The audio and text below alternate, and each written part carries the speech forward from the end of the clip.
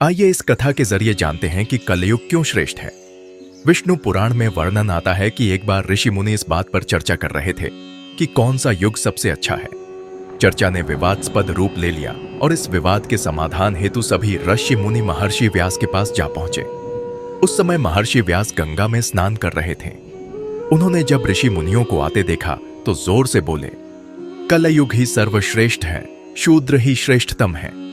यह कहकर उन्होंने जल में एक डुबकी लगाई और पुनः बोले, साधु तो केवल स्त्रियां हैं और सबसे धन्य भी वही हैं।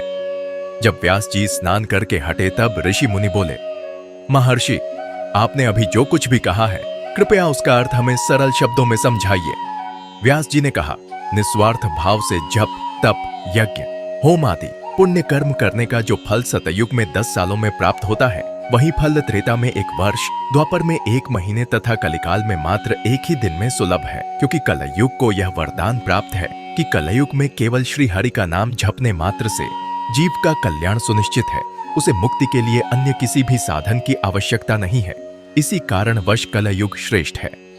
शूद्र को श्रेष्ठ कहने का कारण यह है कि अन्य जातियों को वेदों के अध्ययन के लिए अनेकों साधन एवं तपस्या करनी पड़ती है, परंतु शूद्र ब्राह्मण की सेवा और उनके आशीर्वाद मात्र से यह पुण्य बहुत ही सुलभता से प्राप्त कर सकते हैं। यही कारण है कि शूद्रों को श्रेष्ठ बताया गया है। इसी प्रकार जब स्त्रियां अपने पति की निष्ठा भाव से सेवा करती हैं तो वे पुण्य प्राप्त कर लेती हैं, इसलिए स्त्रियां धन्य हैं। इस प्रकार महर्षि वेद व्यास जी ने ऋषि मुनियों में हुए विवाद का निवारण कर कलयुग की श्रेष्ठता को सिद्ध किया। जाने से पहले कमेंट में हरि ओम जरूर लिखें।